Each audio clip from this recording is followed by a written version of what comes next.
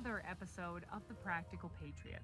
I am Marissa, your Practical Patriot. I am trying this from a different angle today. I tried to make this video earlier and two things kept happening. One, I got interrupted 5 times by my children.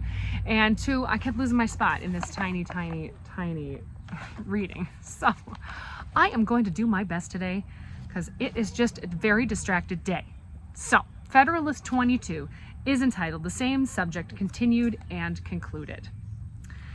In addition to the defects of the existing federal system enumerated in the last number, there are others of not less importance which concur in rendering that system altogether unfit for the administration and affairs of the affairs of the Union. The want of a power to regulate commerce is by all parties allowed to be of the number. The utility of such a power has been anticipated under the first head of our inquiries, and for this reason, as well as from the universal conviction entertained upon the subject, little need be added in this place. It is indeed evident on the most superficial view that there is no object, either as it respects to the interests of trade or finance, that more strongly demands a federal superintendence. The want of it has already operated as a bar to the formation of beneficial treaties with foreign powers and has given occasion of dissatisfaction between the states. Hello. Mom, can I ride the scooter down the ramp at that church? Yes, you may. Yep. Just look both ways before you cross the street, please. The want of it has already operated at a bar to the formation of beneficial treaties with foreign powers and has given occasion of dissatisfaction between the states. No nation acquainted with the nature of our political association would be unwise enough to enter into stipulations with the United States, conceding on their part privileges of importance, while they were apprised that the arrangements on the part of this union might be at any moment violated by its members, and while they found from experience that they might enjoy every advantage they desired in our markets without granting us any return, but such as their momentary convenience might suggest.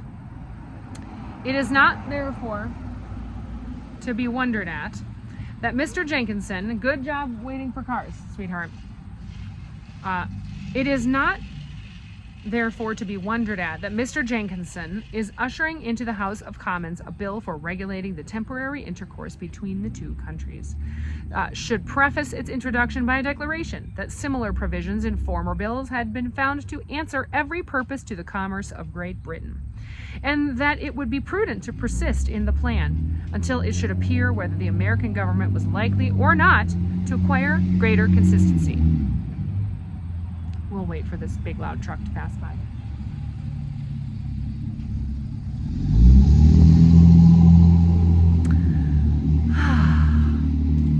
Several states have endeavored, by separate prohibitions, restrictions, and exclusions, to influence the conduct of that kingdom in this particular, but the want of concert arising from the want of a general authority and from clashing and dissimilar views in the states has hitherto frustrated every experiment of the kind, and will continue to do so as long as the same obstacles to a uniformity of measures continue to exist. The interfering and unneighborly regulations of some states, contrary to the true spirit of the Union, have in different instances given just cause of umbrage and complaint to others, and it is to be feared that examples of this nature, if not restrained by a national control, would be multiplied and extended until they become not less serious sources of animosity and discord than the injurious impediments to the intercourse between the different parts of the Confederacy. The commerce of the German Empire is in continual trammels from the multiplicity of the duties which the several princes and states exact upon the merchandises passing through their territories, by means of which the fine streams and navigable rivers with which Germany is so happily watered are rendered almost useless. Though the genius of the people of this country might never permit this description to be strictly applicable to us, yet we may reasonably expect from the gradual conflicts of state regulations that the citizens of each would at length come to be considered and treated by the others in no better light than that of foreigners and aliens. Hi, sweetie. What are you doing? Putting your shoes on? It really hurt when I slammed the brakes. Oh, yeah. You gotta ride your scooter with shoes.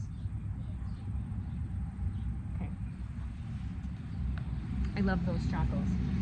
We found kids' Chacos at the thrift store. Can you believe that? And they're in beautiful condition. All right. The power of raising armies by the most obvious construction of the Articles of the Confederation is merely a power of making requisitions upon the states for quotas of men. This practice in the course of the late war was found replete with obstructions to a vigorous and to an economical system of defense. It gave birth to a competition between the states, which created a kind of auction for men. In order to furnish the quotas required of them, they outbid each other, till bounties grew to an enormous and insupportable size. The hope of a still further increase afforded to an inducement to those who were disposed to serve, to procrastinate their enlistment, and disinclined them from engaging for any considerable periods. Hence, slow and scanty levies of men in the most critical emergencies of our affairs, short enlistments at an unparalleled expense, continual fluctuations in the troops, ruinous to their discipline, and subjecting the public safety frequently to the perilous crisis of a disbanded army.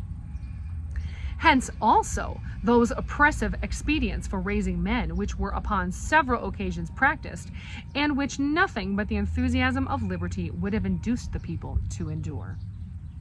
This method of raising troops is not more unfriendly to the economy and vigor than it is to an equal distribution of the burthen. The states near the seat of war, influenced by motives of self-preservation, made efforts to furnish their quotas, which even exceeded their abilities, while those at a distance from danger were, for the most part, as remiss as the others were diligent in their exertions. The immediate pressure of this inequality was not in this case as in that of the contributions of money, alleviated by the hope of a final liquidation. The states which did not pay their proportions of money might at least be charged with their deficiencies, but no account could be formed of the deficiencies in the supplies of men.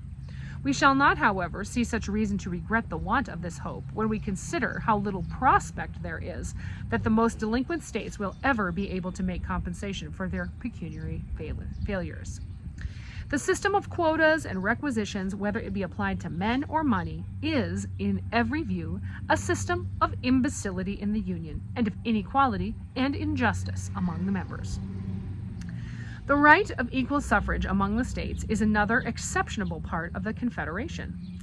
Every idea of proportion and every rule of fair representation conspired to condemn a principle which gives to Rhode Island an equal weight in the scale of power with Massachusetts, or Connecticut, or New York, and to Delaware an equal voice in the national deliberations with Pennsylvania or Virginia, or North Carolina. Its operation contradicts that fundamental maxim of Republican government, which requires that the sense of majority should prevail. Sophistry may reply that sovereigns are equal and that the majority of votes of the states will be a majority of confederated America. But this kind of logical ledger... Hold on, car's coming.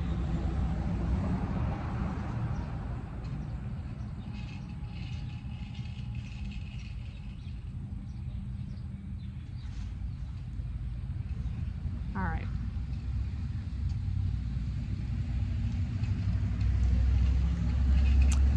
But this kind of logical legerdemain will never counteract the plain suggestions of justice and common sense.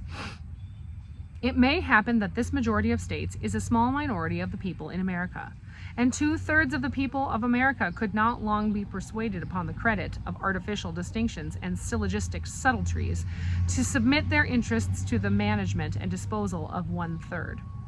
The larger states, yes. Oh, you picked some more carrots? Oh, thank you. Don't pick any more carrots, okay? Because look, those can get a lot bigger. Those aren't very big yet. Okay. Okay, let's just wait on picking. We picked a lot of carrots this morning. Let's wait on them, okay?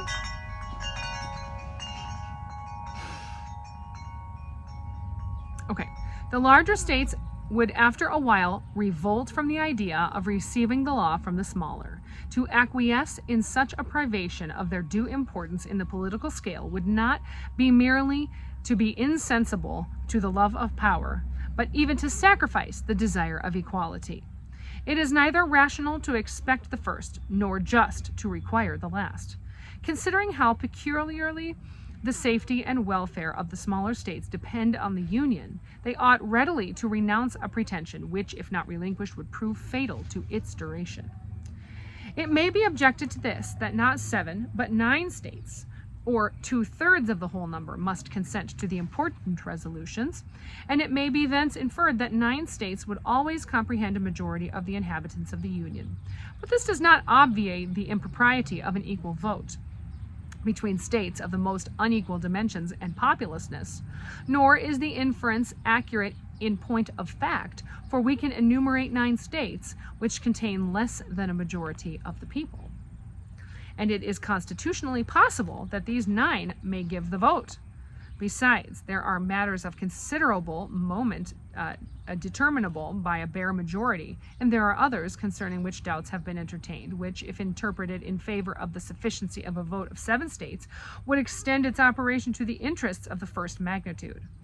In addition to this, it is to be observed that there is a probability of an increase in the number of states and no provision for a proportional augmentation of the ratio of votes.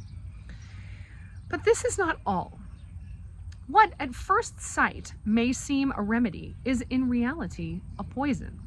To give a minority a negative upon the majority, which is always the case where more than a majority is requisite to a decision, is, in its tendency, to subject the sense of the greater number to that of the lesser. Congress, from the non-attendance of a few states, have been frequently in the situation of a Polish Diet, where a single veto has been sufficient to put a stop to all their movements. A 60th part of the Union, which is about the proportion of Delaware and Rhode Island, has several times been able to oppose an entire bar to its operations. This is one of those refinements which, in practice, has an effect the reverse of what is expected from it in theory. The necessity of unanimity in public bodies, or of something approaching towards it, has been founded upon a supposition that it would contribute to security.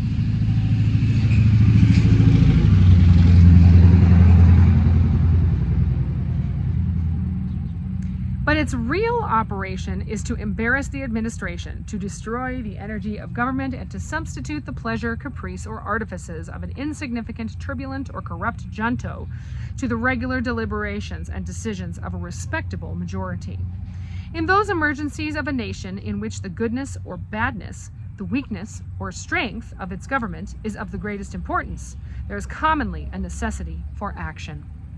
The public business must, in some way or other, go forward. It is if a pertinacious minority can control the opinion of a majority respecting the best mode of conducting it, the majority, in order that something may be done, must conform to the views of the minority, and thus the sense of the smaller will overrule that of the greater and give a tone to the national proceedings. Hence, tedious delays, continual negotiation and intrigue, contemptible compromises of the public good. And yet, in such a system, it is even fortunate when such compromises can take place, for upon some occasions things will not admit of accommodation, and then the measures of government will be injuriously suspended or fatally defeated. It is often by the impracticability of obtaining the concurrence of the necessary number of votes kept in a state of inaction. Its situation must always savor of weakness, sometimes border upon anarchy. It is not difficult to discover that a principle of this kind gives greater scope to foreign corruption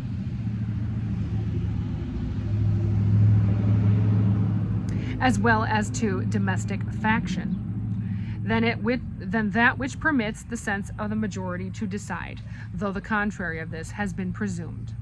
The mistake has proceeded from not attending with due care to the mischiefs that may be occasioned by obstructing the progress of government at certain critical seasons. When the concurrence of a large number is required by the Constitution to the doing of any national act, we are apt to rest satisfied that all is safe, because nothing improper will likely to be done. But we forget how much good may be prevented, and how much ill may be produced, by the power of hindering that which is necessary to do, and of keeping affairs in the same unfavorable posture in which they may happen to stand at particular periods. Suppose, for instance, we were engaged in a war in conjunction with one foreign nation against another. Suppose the necessity of our situation demanded peace, and that the interest or ambition of our ally led him to seek the prosecution of war with views that might justify us in making separate terms. In such a state of things, this ally of ours would evidently find it much easier by his bribes and intrigues to tie up the hands of government for making peace where 2/3 of all the votes were requisite for that object, than where a simple majority would suffice. In the first case, he would have to corrupt a smaller, in the last, a greater number. Upon the same principle, it would be much easier for a foreign power with which we are at war to perplex our counsels and embarrass our exertions. And in a commercial view, we may be subjected to similar inconveniences. A nation with which we might have a treaty of commerce could, with much greater facility, prevent our forming a connection with her competitor in trade, though such a connection should ever be so beneficial to ourselves. Evils of this description ought not to be regarded as imaginary. One of the weak sides of republics, among their numerous advantages, is that they afford too easy an inlet to foreign corruption. Oh, really? I think that history has shown us that pretty well. A hereditary monarch, well said, Hamilton, very forward thinking. A hereditary monarch, though often disposed to sacrifice his subjects to his ambition, has so great a personal interest in the government and in the external glory of the nation that it is not easy for a foreign power to give him an equivalent for what he would sacrifice by treachery to the state. The world has accordingly been a witness to few examples of this species of royal prostitution, though there have been abundant specimens of every other kind. In republics, persons elevated from the mass of the community by the suffrages of their fellow citizens to stations of great preeminence and power may find compensations for betraying their trust. But to any minds actuated by superior virtue may appear to exceed the proportion of interest that they have in common stock and to overbalance the obligations of duty. Hence, it is that history furnishes us with so many mortifying examples of the prevalency of foreign corruption in republican governments. How much this contributed to the ruin of the ancient commonwealths has already been disclosed. It is well known that the deputies of the United Provinces have, in various instances, been purchased by the emissaries of the neighboring kingdoms. The Earl of Chesterfield, if my memory serves me right, in a letter to his court, intimates and that his success in an important negotiation must depend on his obtaining a major's commission for one of those deputies. And in Sweden, the rival parties were alternately bought by France and England in so barefaced and notorious a manner that it excited universal disgust in the nation and was a principal cause that the most limited monarch in Europe, in a single day, without tumult, violence, or opposition, became one of the most absolute and uncontrolled. A circumstance which crowns the defects of the Confederation remains yet to be mentioned: the want of a judiciary power. Laws are a dead letter without the courts to expound and define their true meaning and operation. The treaties of the United States, to have any force at all, must be considered as part of the law of the land. Their true import as far as respects individuals must, like all other laws, be ascertained by judicial determinations. To produce uniformity in these determinations, they ought to be submitted, in the last resort, to one supreme tribunal. And this tribunal ought to be instituted under the same authorities which form the treaties themselves. These ingredients are both indispensable. If there is in each state a court of final jurisdiction, there may be as many different final determinations on the same point as there are courts. There are endless diversities in the opinions of men. We often see not only different courts, but the judges of the same court differing from each other. To avoid the confusion which would unavoidably result from the contradictory decisions of a number of independent judiciatories, all nations have found it necessary to establish one tribunal paramount to the rest, possessing a general superintendence, and authorized to settle and declare in the last resort a uniform rule of civil justice. This is the more necessary where the frame of the government is so compounded that the laws of the whole are in danger of being contravened by the laws of the parts. In this case, if the particular tribunals are invested with a right of ultimate decision, besides the contradictions to be expected from difference of opinion, there will be much to fear from the bias of local views and prejudices, and from the interference of local regulations. As often as such interference would happen, there would be reason to apprehend that the provisions of particular laws— please don't turn the water on right now. Okay. Well, you can have a drink from the hose, and then you can turn it off. Don't turn it on too high, or you'll choke yourself. Okay. And please don't squirt me while I'm reading. Okay. Thank you.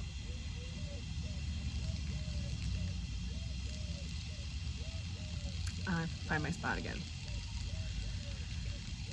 In this case, if the particular tribunals are invested with a right of ultimate decision, besides the contradictions to be expected from difference of opinion, there will be much to fear from the bias of local views and prejudices, and often from the interference of local regulations. As often as such interference should happen, there would be reason to apprehend that the provisions of particular laws might be preferred to those of the general laws, from the deference with which men in office naturally look up to that authority to which they owe their official existence. The treaties of the United States under the present Constitution are liable to the infractions of 13 different legislatures, as many different courts of final jurisdiction acting under the authority of those legislatures. The faith, the reputation, the peace of the whole Union are thus continually at the mercy of the prejudices, the passions, and the interests of every member of which these are composed. Is it possible that foreign nations can either respect or confide in such a government? Is it possible that the people of America will no longer consent to trust their honor, their happiness, their safety, on so precarious a foundation?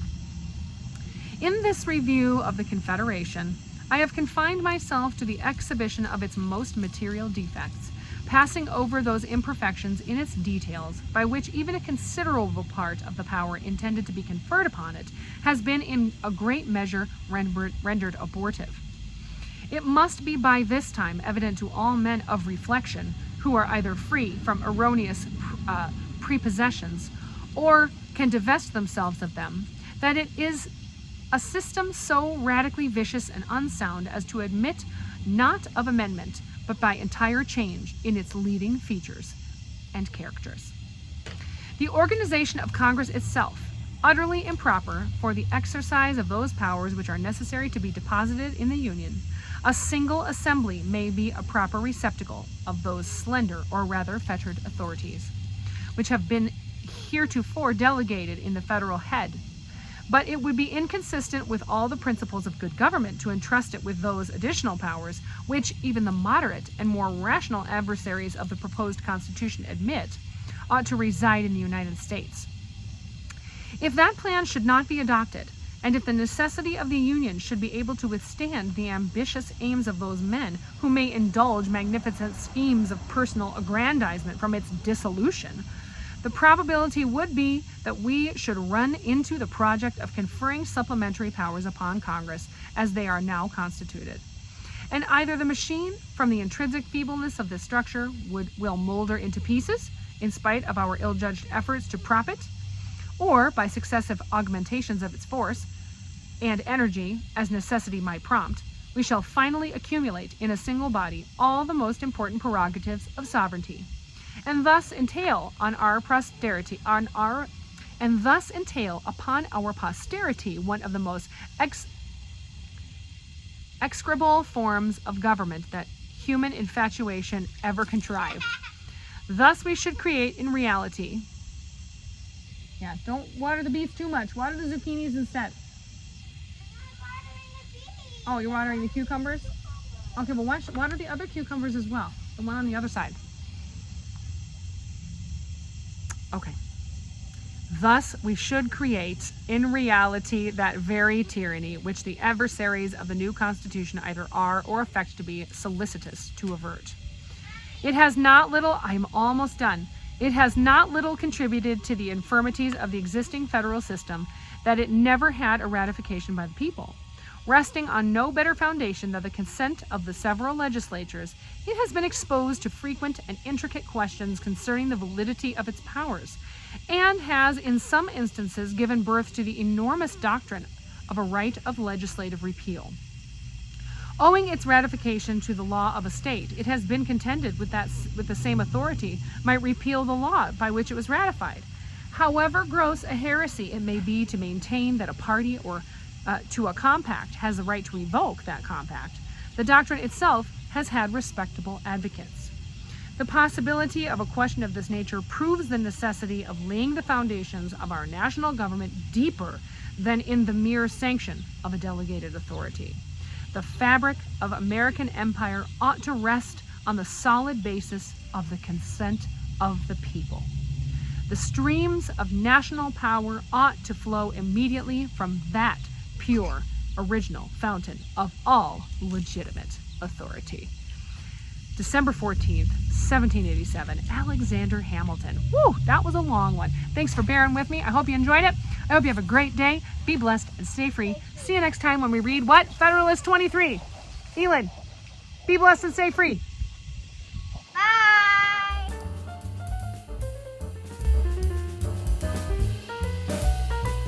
Thanks for watching The Practical Patriot. Like and subscribe below.